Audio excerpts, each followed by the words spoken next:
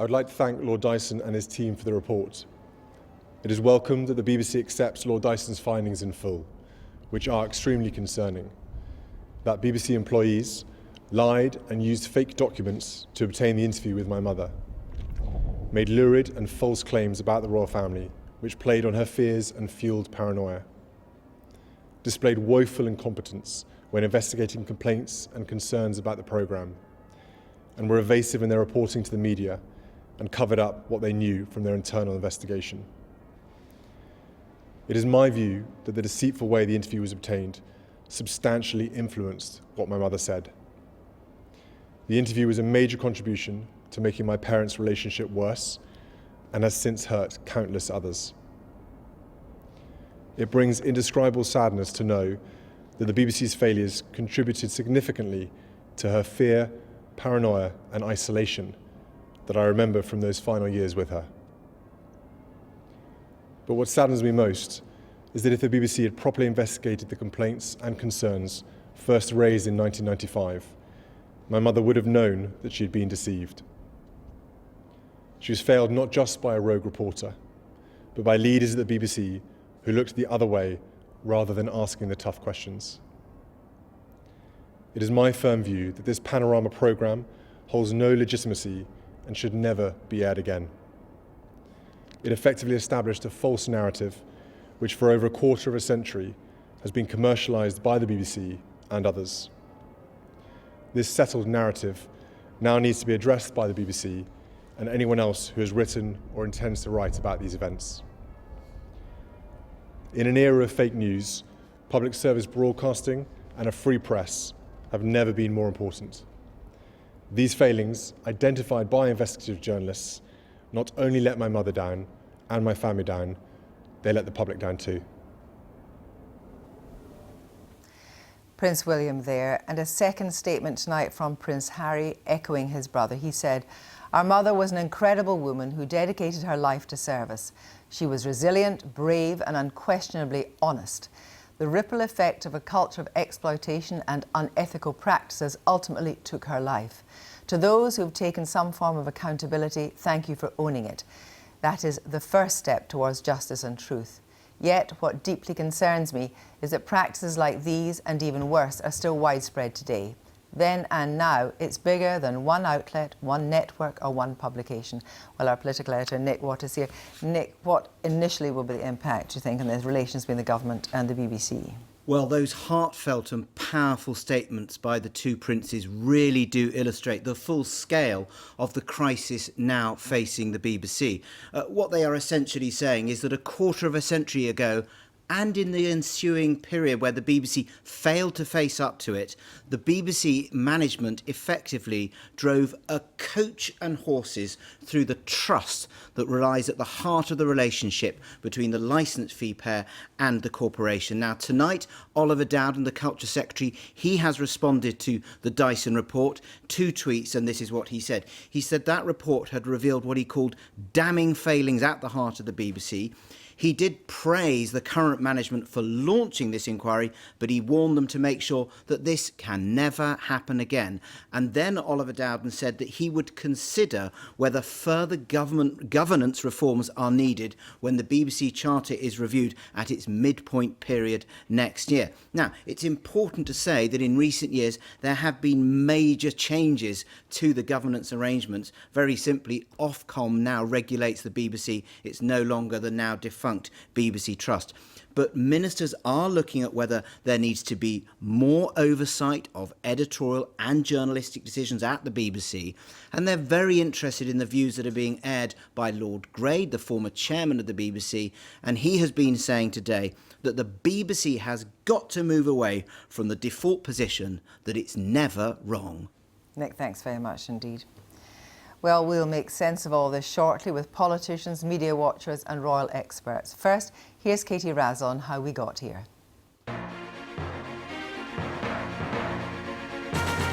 Lambasted now by a future king. Back then it was hailed by BBC bosses as the scoop of the decade, possibly of our generation. The interview that made history. Well, there were 3 of us in this marriage, so it was a bit crowded. But in the race to secure it, journalistic ethics went out of the window.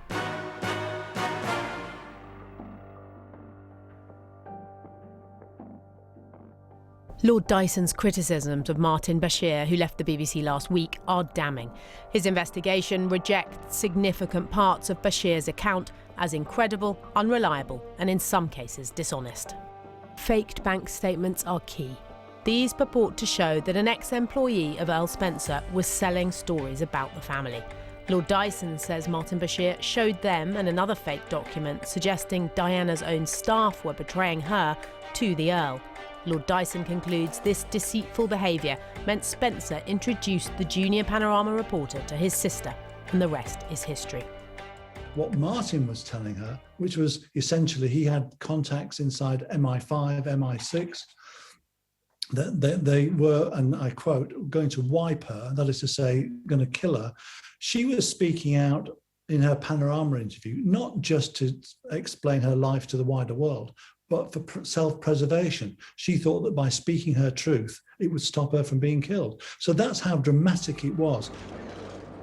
Prince Charles had already given his interview to Jonathan Dimbleby, admitting adultery. His estranged wife was ready to have her say, and Lord Dyson concludes Diana would probably have agreed to do an interview with somebody at the BBC.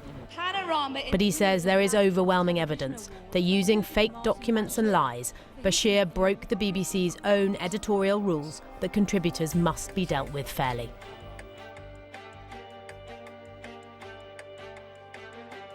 Almost as a get-out-of-jail-free card, for many years the BBC relied heavily on this letter Diana wrote after the interview, saying she had no regrets and hadn't been shown any documents.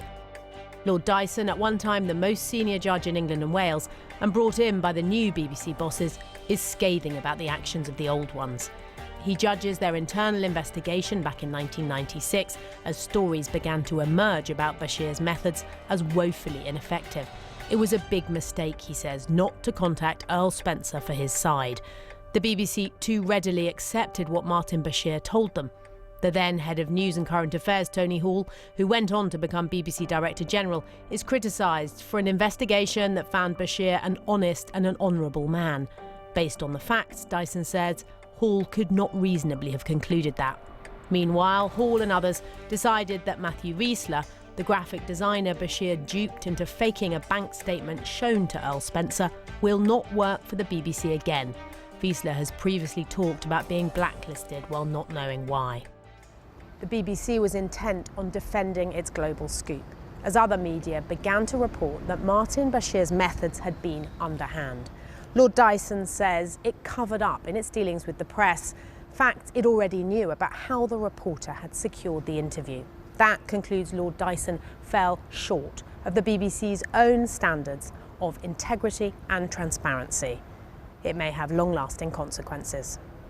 Let's say the BBC were investigating me, and I'm being grilled by a BBC reporter, quite correctly, about a lack of transparency, a lack of candour, and a lack of accountability, and going on at me about that. I would say to the BBC reporter, why don't you go and sort your own house out before you come and question me?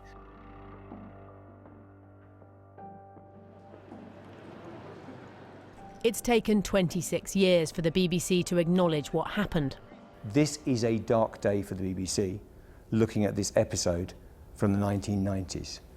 But as we stand today, I am confident that we have very good process in the BBC, and we have a culture in which truthful journalism prospers. Lord Dyson's report makes clear his terms of reference didn't include whether there was a culture at the BBC of hostility to whistleblowers. What we do know, though, is that at the time, Panorama staff who spoke out were judged leakers, and the plan was to remove persistent troublemakers from the programme. They were deemed jealous rivals running a smear campaign. So could it happen again?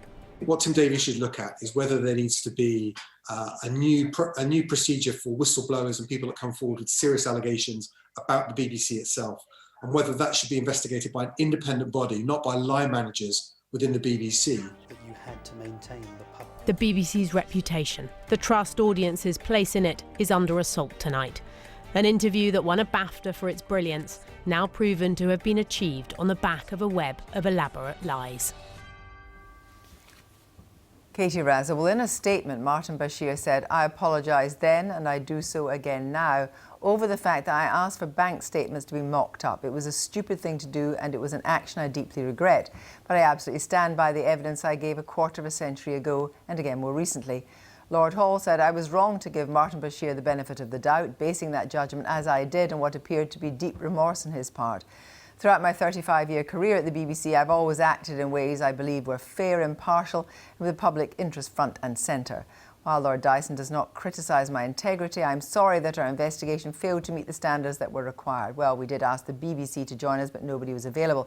However, joined by the former Panorama producer, Mark Killick, by Dorothy Byrne, a former head of news at Channel 4, by Sally Bedell Smith, who wrote a biography of Princess Diana, and by the former Culture Minister, Lord Ed Vaizey. Good evening to all of you. First of all, Mark Killick, does the force of what Prince William has said means that it's definitely not over for the BBC? Well, I certainly don't think it is over for the BBC. I mean, let's acknowledge first Lord Dyson's report is very powerful. You know, it clearly says that Martin Bashir was a dishonest reporter, and not just once, not just one set of bank statements, but two sets of bank statements and many, many lies. So apologising for one thing is not enough. But it also says that the BBC's investigation in '96 was incompetent, very clearly. It shows the BBC ran a smear campaign directed against its own employees, that it covered up. And perhaps most interesting of all, Dyson leaves hanging who authorised the smear campaign and the cover-up, but does say it had to be senior management.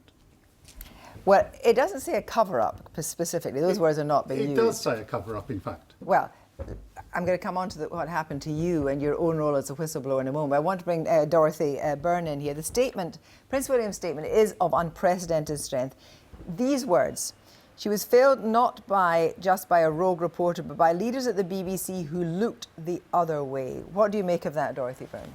Well, I think it's absolutely scandalous that it's taken the BBC more than 25 years to admit something that happened, which we all knew during those more than 25 years. It has been public knowledge for more than a quarter of a century that there was fakery in the obtaining of that interview. And I give some credit to the BBC that they have made a panorama tonight by an excellent group of journalists, and they fessed up to it. But they have to look at how it can be that they have failed to tell the truth for 25 years. Even back in 2007, when the journalist Andy Webb asked them for documentation under a Freedom of Information request, they claimed to have no documentation, and we know that is untrue. And the fact is that they went on to make this man the head of religion and ethics when they themselves, as an organisation, knew him to be a deceitful liar. And I think they need to have an inquiry into how on earth he came to be the head of ethics. It's obscene. And in fact, he actually only resigned last week. He wasn't sacked, he actually resigned last week. So that is the strength of how long he actually was able to stay at the BBC. Sally Bedell Smith, both princes and Earl Spencer have now indeed traced a line from the interview with the Princess of Wales to her death. What do you make of that line? I think it's perfectly legitimate. I think without the Panorama interview, she might have, for example, kept her security detail. I mean, one of the things that Martin Bashir did was to feed her insecurity about those around her, including her protection officers. And I think you can draw a line from the actions that she took as a result of having these fears planted and reinforced, and then her subsequent getting rid of her security detail. If on the night of August 31st, 1997, she had had a security detail with her, she would be alive today. obviously, also what was happening was that Martin Bashir alienated her from Patrick Jephson. But you're part of the appendix to this report, and you're mentioned in the report. Your interview with Earl Spencer is referenced in the report. What can you tell us about that? Because there are sections that are redacted. Yes, there are. This was an interview that I did with Charles Spencer in the summer of 1998 when I was working on my biography of the Princes of Wales, and also an article for Vanity Fair. And everything that Charles Spencer said to me in that interview was corroborates everything that he has said to the Dyson inquiry. It was on background at the time. I used information from it. Sorry, just to ask for clarity on that, the things that I'm not going to ask you what was redacted if you can't say, but were the things that were redacted, could there be further damage to Martin Bashir in those redactions? Yes. In both instances, he behaved reprehensibly. He did certain things. He violated trust. He made threats. I mean, I can't go into it in any further detail, but not only did Charles Spencer tell me about that, but I went to a source who was an eyewitness who corroborated what Charles Spencer said to me, and that was a background interview as well. And unfortunately, the person with whom I did the interview was not willing to put that on the record. Right. But, let me just turn. Anyway, but the answer is yes. Yes. His behavior extended beyond what was in the remit of Lord Dyson's report. Mark Killick, I talked earlier about the fact that you're one of the two whistleblowers. So let's just talk, first of all, we've got to remember that the graphic designer, Mark Vaizey, lost his job. What happened to you when you blew the whistle? Well, within 24 hours of myself and two colleagues letting the BBC know that these forgeries existed, I was taken to one side and told in terms that we don't want disloyal people on the programme anymore, and I effectively ceased to work for Panorama from that moment on. And did you make any kind of appeal to anybody higher up? No, I didn't, because I didn't see any point. I mean, I think the decision was taken. And when you look at the way the BBC then smeared us and then covered it up, I think you know the reason why. But I would say, I mean, you talk about Matt Vaizey, one of the finest graphic designers of his generation. I mean, yes, he lost his whole career. Patrick Jephson clearly sustained serious reputational damage. People in the BBC did as well. The question I think that has to be answered now is what's going to happen to them, because the generic apology that's been issued is great, and respect to Tim Davie for starting that process, but it's nowhere near enough, is it? And presumably there should be an apology from Martin Bashir to Jephson and also to all the other people whose careers were affected, including you. Well, good luck with that one. But I think what the BBC is going to do about all this is the bigger issue. Dorothy Byrne, just coming on to what Lord Tony Hall said today, bearing in mind he was at the BBC very recently. He was at the BBC when Martin Bashir was rehired as a religious reporter in 2016. He said he gave Bashir the benefit of the doubt, but there was no doubt, was there? There was no doubt. And also, we are meant to be investigative journalists.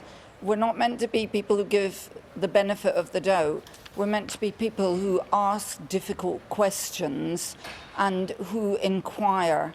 And that is just giving somebody the benefit of the doubt isn't journalism. I want to bring Ed Vaizey in now. Ed Vaizey, I know this was 20 years ago, but as we said, both Martin Bashir and Tony Hall have only recently departed the BBC. How damaging do you think has this been for the BBC? Well, it is a very damaging episode, and the BBC's had a lot of other damaging episodes. Shortly after I became the broadcasting minister, we had George Entwistle serving as the shortest Director General because of the mess the BBC made of the whole Savile affair. But what I would say about today is that obviously it is a test for the leadership of the BBC now, even though it happened 25 years ago. But you have to remember that Tim Davie, the current BBC Director General, commissioned this report. So earlier when Dorothy was making the point, it's taken the BBC a very long time to come to this conclusion. We can at least thank the Director General for commissioning the report and acting very quickly on it. It will be a test of the BBC leadership. They will suffer a great deal, the BBC will get a great deal of criticism today and in the next few days, and it will be a test to see how they react. I mean, I am personally confident that Tim Davie and the new chairman, Richard Sharp, will grab this issue and learn the lessons from it. But just to be clear, what Dorothy Byrne was saying is that, Martin Bashir was rehired and was the BBC's religious and ethics editor until last week. It seems quite extraordinary to me that given for so many years so much has been known, that he is allowed to be in that position and left by his own accord last week. Surely that is a failure of management. Well, it may I'm not necessarily meaning Tim Davie here. I'm talking about over the last since 2016. It may well be a failure of management, but it's not really my place to comment on, as it were, those management failings under the BBC. I think what the BBC you see today is, first of all, it's a very different organisation to what it was 25 years ago. But I think the much more important question for policymakers and ministers who might be watching this programme is, what does the BBC do going forward? And I think there are 2 points to make. First of all, the BBC has new leadership, and it's fresh leadership, Tim Davie and the new chairman, Richard Sharp. Secondly, if you read Prince William's statement, I think it's a testament to Prince William that he quite rightly, obviously, wants to have his say about how the BBC behaved, the monstrous way it behaved 25 years ago. But at the very end, in the last paragraph, he points to the importance of public service broadcasting. So I think the challenge for Tim Davie and Richard Sharp is to show the government and to show the public who pay the licence fee that the BBC can be trusted. In an age of a digital age, an age of disinformation, it is a paradoxical position that we now, as we bash the BBC tonight, we rely on the BBC more and more going forward, or public service broadcasting going forward, give us the news straight and not in sensational ways. But, I mean, fair to say that you are in the frame for the Ofcom job and you talk about trust. I mean, I wonder what you think the public will make of all this. I think the public will be absolutely appalled, but I think also the British public tends to be quite sane about this kind of thing, and they will be absolutely appalled about what happened 25 years ago. I still think Princess Diana is much loved, and I think Prince William is hugely respected, and indeed Prince Harry is hugely respected, despite the bit of flack he's been taking over the last few weeks. But I think they will also accept that this happened a long time ago, and accept that the BBC is not what it was 25 years ago. But they will look to future, if the BBC messes up in the future, it will get similar criticism. I mean, we all pay the licence fee, and we pay it under criminal sanction, as it were, if we don't pay it. So everyone has an interest in how the BBC behaves and how it organises itself going forward. Mark Killick, do you think there's still a cultural problem in the BBC of fessing up, of being open and being able to come forward? I think this is a crucial question. I think what the BBC management of 25 years ago, and it is 25 years ago, what they sent out was, if you're a whistleblower, if you want to raise a serious issue, you could lose your job.